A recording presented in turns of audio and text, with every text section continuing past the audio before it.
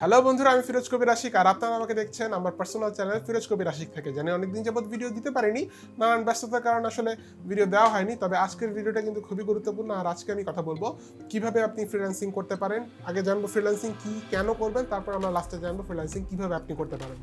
তো চলুন আর কথা না বাড়াই, সরাসরি মূল ভিডিওতে চলে যাই।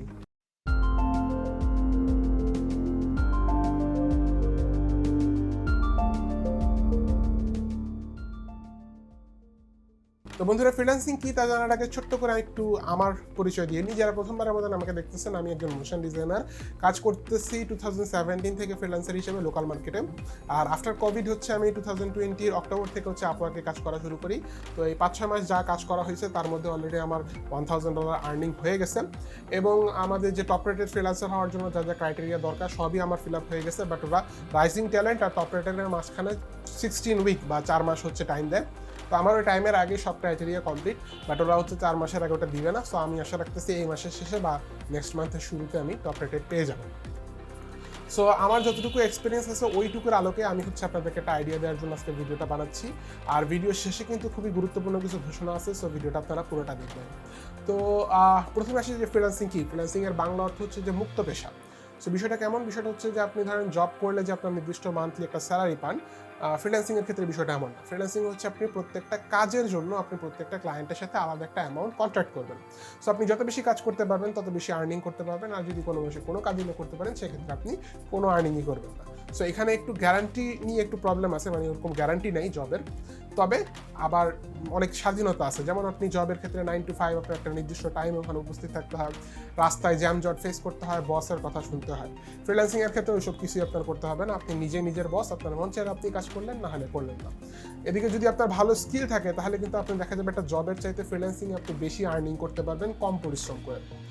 সো এই কারণে হচ্ছে কি এখন ইয়াঙ্গার জেনারেশনের মধ্যে যারা হচ্ছে কারো কথা শুনতে নারাজ, তারা হচ্ছে একটু ফ্রিল্যান্সিংটাকে বেশি প্রায়োরিটি দিচ্ছেন। এবার আসি ফ্রিল্যান্সিং কেন আপনি করবেন বা কেন এটা নিয়ে এত হাইপ চলতেছে। সো অলরেডি হচ্ছে মার্কেট, মানে বাংলাদেশের মার্কেট হচ্ছে জবের খুব হাহাকার অবস্থা, আনএমপ্লয়েবিলিটি প্রবলেম অনেক তুঙ্গে। আর এই যে কোভিড সিচুয়েশনে তো আরও অবস্থা খারাপ। যারা ভালো ভালো জব করতো তারাও জব হারাচ্ছে, যারা জব আগে থেকেই পায়নি বা নতুন গ্র্যাজুয়েশন করতেছে তাদের কথা তো বাদই দিলাম। সো আপনি যদি এই সিচুয়েশনে থাকেন যে আমি একটা সার্টিফিকেট নিয়ে বের হবো আর জব পেয়ে যাবো, একটু চিন্তা করবেন না পারেন যে আপনাকে যে জব দিবে এটাকে। বুঝতে পারছেন সিচুয়েশন? মানে অবস্থা কিন্তু আসলে খুব একটা ভালো না ফিউচার অবস্থা। সো সেক্ষেত্রে যদি আপনি ফ্রিল্যান্সিংয়ের কথাটা চিন্তা করেন, ফ্রিল্যান্সিং আপনি বাইরের দেশের ক্লায়েন্টের কাজগুলো করতে পারবেন।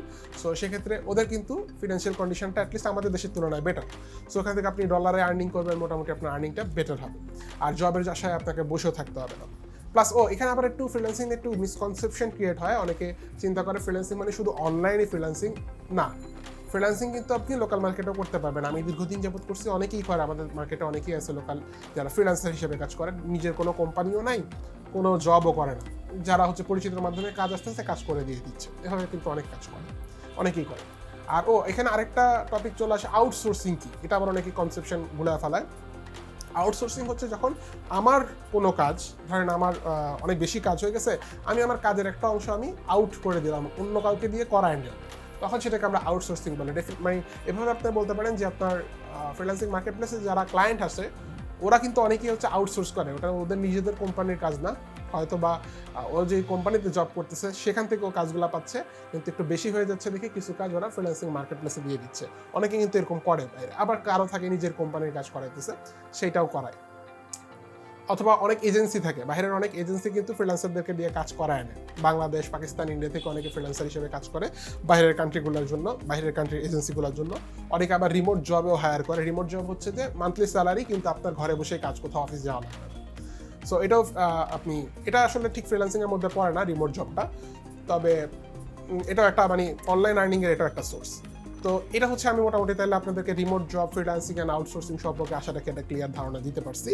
এখন আমরা বলি যে এটা আপনি কেন করবেন সেটাও আমি বলছি, যে আনএমপ্লয়েবিলিটি প্রবলেম যেহেতু বাড়তেছে। এখন আমার ফাইনাল প্রশ্ন হচ্ছে যে কিভাবে আমি করতে পারি। আমি তো আপনার কথা বুঝলাম, ওকে আমার করা উচিত, কিন্তু কীভাবে স্টার্টটা করতে পারি। তো আমি ডেফিনেটলি আপনাকে ফার্স্টে বলবো আপনি একটু রিসার্চ করেন অনলাইনে যে কী সেক্টরে অনলাইনে কাজ করা যায়। যদি আমি যেহেতু আজকের টপিকটা আমার মূলত অনলাইন ফ্রিল্যান্সিংয়ের উপর ফোকাস করা, সো আমি ওটা নিয়ে কথা বলবো। লোকাল ফ্রিল্যান্সিংয়ে আমি অন্য কোনো একদিন কথা বলবো। তো আপনি একটু আগে ফোকাস যদি করেন যে কী কী সেক্টরে কাজ করা যায়, তাহলে আপনি জানবেন নানান রকমের কনসালটেন্সির এখানে কাজ করা যায়। আইটি লাইনে যদি বলি তাহলে ডাটা এন্ট্রি থেকে শুরু করে design, motion graphic, 3D motion graphic, animation, তারপর আপনার হচ্ছে UI UX design, image editing, অনেক ডাটা, মানে অনেক জায়গা আছে, সেক্টর আছে, স্কোপ আছে কাজ করার মতো। একদম লোয়ার এন্ডের কাজগুলো হচ্ছে যেমন ডাটা এন্ট্রি, ওগুলোতে কাজ পাওয়াটা তুলনামূলক একটু ইজি হয়, বাজেটটা একটু কম হয়। লোয়ার এন্ড বলতে আমি আবার ওইভাবে বলতেছি না, মানে আপনারা বুঝে নিন বিষয়টা। আর হায়ার দিকে গেলে যেগুলো একটু মানে বিগ বাজেট কাজগুলো হয়, সেগুলো হচ্ছে যেমন 3D মোশন গ্রাফিক্স, সবচেয়ে হাই বাজেটের কাজগুলো এই সেক্টরে হয় নর্মালি। আমিও আবার মানে আমি 3D মোশন গ্রাফিক্সেরই কাজ করি। আমার প্রোফাইলে গেলে আপনারা বুঝবেন আমার 3D মোশন গ্রাফিক্সের কাজই সবচেয়ে বেশি হয়। 2D'রও কাজ হয় টুকটাক, বাট 3Dটাই বেশি হয়। অন্যদিকে কারো যদি লজিস্টিক সেন্স ভালো থাকে, মানে আপনার কোডিং বা ম্যাথ টাইপের জিনিসগুলো যদি ভালো লাগে, তাহলে আপনি কোডিং লাইনেও যেতে পারেন। ওখানে সফটওয়্যার ডেভেলপমেন্ট থেকে শুরু করে ওয়েব ডেভেলপমেন্ট, অ্যাপ ডেভেলপমেন্ট, আরও হাবিজাবি অনেক রকম সেক্টর আছে কোডিং লাইনে। এছাড়া আইটির বাইরে তো বললাম অনেক রকম কনসালটেন্সি আছে। সো ফার্স্ট অফ অল আপনাকে সেক্টরটাকে বাছাই করতে হবে, কোন সেক্টরে আমার মন চাচ্ছে, কোন সেক্টরে আমি কাজ করতে পারবো ভালো, এটা হলো সবচেয়ে ইম্পর্টেন্ট। তো আপনি একটু থিঙ্কিং করবেন যে আপনার কি আর্টিস্টিক অ্যাবিলিটি ভালো না লজিস্টিক অ্যাবিলিটি ভালো। আর্টিস্টিক হলে ডিজাইন লাইনে আসতে পারেন, ডিজাইন, অ্যানিমেশন এইসব লাইনে যেতে পারেন। আর লজিস্টিক লাইনে হলে আপনি কোডিং, ডেভেলপিং এসব সাইডে যেতে পারেন। তো যখন আপনি সেক্টর ডিসাইড করে ফেলবেন, দেন আপনার নেক্সট স্টেপ হচ্ছে ওইটার উপরে স্কিলফুল হওয়া।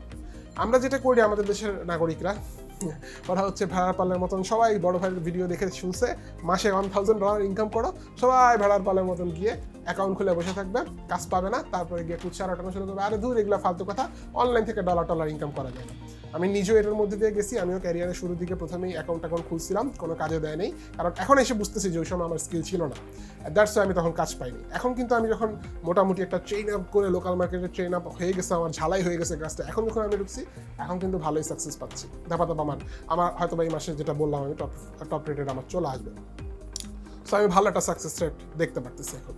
সো এখানে বিষয়টা আপনাকে বুঝতে হবে। আমিও বলতেছি না যে মান্থলি $1000 কামানো যাবে না, যাবে, এর চেয়ে বেশিও যাবে। আমি এর চেয়ে বেশি লোকও দেখছি যে 5000 পর্যন্ত কামাইছে, মনে দেখছি মান্থলি। তবে আপনাকে আগে জিনিসটা শিখতে হবে, first learn then earn.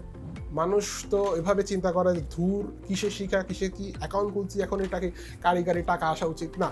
It doesn't work like that. তাহলে হচ্ছে সবাই ফ্রিল্যান্সিং করতো, সবাই ফ্রিল্যান্সিংয়ে আসেও না। ওরকম ধৈর্য শক্তি নিয়ে আপনার যদি ওরকম অ্যাটেনশন থাকে তাহলে আপনি আসবেন, যে না আমি এটা করবো, আমি এটাই করবো, এরকম যদি আপনার মেন্টালিটি থাকে তাহলে আসবেন। এখানে বয়স ডাজন্ট ম্যাটার। আমি অনেক বয়স্ক লোকজনকেও দেখছি ফ্রিল্যান্সিং শুরু করে খুব ভালো রেজাল্ট করছে, আবার খুব ইয়াঙ্গার জেনারেশনদের মধ্যে সবচেয়ে বেশি দেখা যায়। হ্যাঁ, এটা ঠিক যে ইয়াঙ্গারদের মধ্যে একটু বেশি প্রবণতাটা দেখা যায়, কুইকলি লার্নিং অ্যাবিলিটি থাকে তাদের, ওদের মধ্যে স্কোরটা বেশি থাকে। বাট এর মানে এই না যে আপনার যদি বয়স একটু বেশি হয়ে যায়, 40-এর উপরে হয়ে যায়, আপনার দিয়ে হবে না। আমি এমন অনেক লোক দেখছি 40-এর উপরে গিয়েও তারা কোপায় ফ্রিল্যান্সিং করছে। Sorry to use this words, আমি আসলে একটু ফ্র্যাঙ্কলি করতেছি এই ভিডিওটা। সো আমার ওয়ার্ডগুলোকে আপনারা একটু ক্ষমা সুন্দর দৃষ্টিতে দেখেন। আচ্ছা, সো এরপরে আপনি যখন ডিসাইড করে ফেললেন, এরপরে শেখা যখন শুরু করলেন, শেখার ক্ষেত্রে দুইটা বিষয় আছে। একটা হচ্ছে আপনার মানে দুইভাবে শেখা যায়। একটা হলো সেলফ লার্নিং, আপনি চাইলে নিজে আজকের দুনিয়ার সব কিছু নিজে শেখা সম্ভব, অনেক ফ্রি রিসোর্সেস আপনি ঘাটাঘাটি করলে পাবেন। তবে এখানে একটা বিষয় হচ্ছে নিজে শেখাটা খুবই ডিফিকাল্ট যদি কেউ গাইডলাইন করার না থাকে, এবং খুবই সময় সাপেক্ষ, এবং ম্যাক্সিমাম ক্ষেত্রেই ইম্পসিবল। কারণ হচ্ছে কি অনেকেই হচ্ছে কি ওই রকম যে এরকম ডেফিনেশন, ওরকম ফোকাস ধরে রাখতে পারে না, যেহেতু একটা লম্বা সময় ধরে রাখতে হয়, এগুলো ধরে রাখতে পারে না। আমি নিরুৎসাহিত করার জন্য বলতেছি না, আমি যা দেখছি, আমার সাথে অনেকে শুরু করতে, আমি ওদেরকে দেখছি, সো এভাবে আমি আমার এক্সপিরিয়েন্স থেকে বলতেছি। অ্যান্ড দেন আরেকটা যেটা হচ্ছে যে আপনি চাইলে কোথাও কোর্স করতে পারেন। আমি আবার এই চ্যানেলে সাধারণত আমি আমার একাডেমির কথা বলি না, আমার নিজস্ব একটা একাডেমি আছে, ট্রিপল ক্লিক একাডেমি নামে। ওইখানে হচ্ছে আমি গ্রাফিক ডিজাইন, মোশন গ্রাফিক্স এবং 3D অ্যানিমেশনের কোর্স করাই। সো যদি আপনারা ডিটেলস জানতে চান, নিচে হচ্ছে ওয়েবসাইটের লিঙ্ক দেওয়া থাকবে এবং ফোন নাম্বার দেওয়া থাকবে, আপনারা চাইলে ওখানে কল করে অথবা ভিজিট করে একটু ডিটেলস জানতে পারবেন। তো আপনি যেখান থেকে খুশি আপনি একটা ভালো মানের একটা কোর্স করে নিলেন, বা আপনি লার্নিংটা আগে করে নিলেন। সবচেয়ে বড় কথা হচ্ছে স্কিলফুল হয়ে নিলেন, কোয়ালিটিফুল কাজ আপনি এখন অ্যাবিলিটি আপনার আছে। এরপর আপনাকে যেটা বাছাই করতে হবে যে আপনি কোন মার্কেট প্লেসে কাজ করবেন। আমি কয়েকটা নাম বলতেছি, যেমন সবচেয়ে প্রফেশনাল বা হাই পেইলি যেসব ক্লায়েন্টগুলো আছে, এরা নর্মালি আপওয়ার্কে যায়, এই জন্য আমি আপওয়ার্কেই গেছি। তো এরপর আছে ফাইবার, ফ্রিল্যান্সার, পিপল পাওয়ার, এরকম আরও অসংখ্য অগণিত ফ্রিল্যান্সিং মার্কেট প্লেস আছে। আমি নাম নিয়ে শেষ করতে পারবো না, তবে যে চারটা বললাম আমি, এগুলো মোটামুটি একদম আপার লেভেলে। তো আপনি এখানে এই চারটার মধ্যে যে কোনোটাতেই যেতে পারেন। তবে সেই ক্ষেত্রে আমার মনে হয় বিগিনার হিসেবে ফাইবারটা একটু বেটার হয়। তবে যদি আপনি একটু প্রফেশনাল ইয়াতে যেতে চান, লং টার্ম কিছু করতে চান, সেক্ষেত্রে আবার আপওয়ার্কটা আপনার জন্য বেটার হয়। তো আমি যেটা করব, আমি যখন শুরু করছিলাম তখন আসলে এত রিসোর্স ছিল না, আর বাংলাদেশ থেকে আপওয়ার্কে অ্যাকাউন্ট খোলাটা একটু ঝামেলা আছে, কোনো রিসোর্স ছিল না, আমি ওকে অনেক ঘাটাঘাটি করতে হয়েছে। দ্যাটস ওয়াই আই ডিসাইডেড যে আমি এটা একটা প্লেলিস্ট বানাবো, আপওয়ার্কে কীভাবে অ্যাকাউন্ট অ্যাপ্রুভ করবেন, কীভাবে আপনি ক্লায়েন্টকে বিট করলে বেশি কাজ পাইতে পারবেন, কীভাবে হচ্ছে গিয়ে আপনি ক্লায়েন্টকে কাজগুলো ডেলিভারি করবেন বা কমিউনিকেশনটা ঠিক রাখবেন, আর এরপর হচ্ছে গিয়ে আপনি কীভাবে পেমেন্টগুলো উইথড্র করবেন। টোটাল 4-5টা ভিডিও হয়তো বা হবে, এটার একটা পুরো সিরিজ আমি এখানে নিয়ে আসবো। তবে এটা ডিপেন্ড করতেছে আপনাদের উপর। আপনারা যদি এই ভিডিওতে আমাকে এনাফ লাইক কমেন্ট শেয়ার করেন তাহলে হচ্ছে আমি ওগুলো আনবো। ভিডিওতে লাইক করলে হচ্ছে আমাদের উৎসাহ বাড়ে, আমরা কোনো টাকা পয়সা পাই না এখান থেকে, ইনফ্যাক্ট আমার এই চ্যানেলটা মনিটাইজ করাও না, সেখান থেকে আমি কোনো আর্নিং করি না। আর আপনাদের যে কোনো প্রশ্ন আপনারা কমেন্টে করতে পারেন, আমি প্রত্যেকটা কমেন্টই পড়ি, আর কমেন্টে যদি কোনো কিছু আমার মিসিং চলে যায় ফ্রিল্যান্সিংয়ের বিষয়ে, আপনারা যদি অন্য কিছু জানতে চান ডেফিনেটলি আমাকে অবশ্যই কমেন্ট করবেন, আমি অবশ্যই চেষ্টা করবো পরবর্তী ভিডিওগুলোতে আপনাদের কোশ্চেনের আনসারগুলো দিয়ে দেওয়ার। আর যদি আমার চ্যানেলে সাবস্ক্রাইব না করা থাকে ডেফিনেটলি সাবস্ক্রাইব করবেন, শুধু করবেন সাবস্ক্রাইব তাই না, বেল আইকনও ক্লিক রাখবেন, কারণ যেহেতু আমি সিরিজ ভিডিও দিব তাতে ওই ভিডিওর নোটিফিকেশনগুলো আপনার কাছে চলে যাবে। আর সবশেষে ভিডিওটা অবশ্যই শেয়ার করবেন আপনার ভাই বন্ধু মামার চাচা সবার কাছে, কারণ আমি চাই যে এই আনএমপ্লয়েবিলিটি প্রবলেমটা ক্রিয়েট হচ্ছে বাংলাদেশে, এটা যতটুকু সম্ভব রিডিউস করার জন্য। সো আপনি যখন শেয়ার দিবেন তখন মানে আমার উদ্দেশ্যের দিকে আমি আরেক ধাপ এগিয়ে যাব, এবং আশা রাখি যে যদি আমরা সবাই মিলে একসাথে কাজ করি তাহলে এই দেশকে আমরা একদিন আনএমপ্লয়েবিলিটি থেকে পুরোপুরি মুক্ত করতে পারবো ইনশাআল্লাহ। তো বন্ধুরা, এই ভিডিওতে আজ এই পর্যন্তই, দেখা হবে পরবর্তী ভিডিওতে। ততদিন পর্যন্ত সবাই ভালো থাকুন, সুস্থ থাকুন। আসসালামু আলাইকুম, খোদা হাফেজ।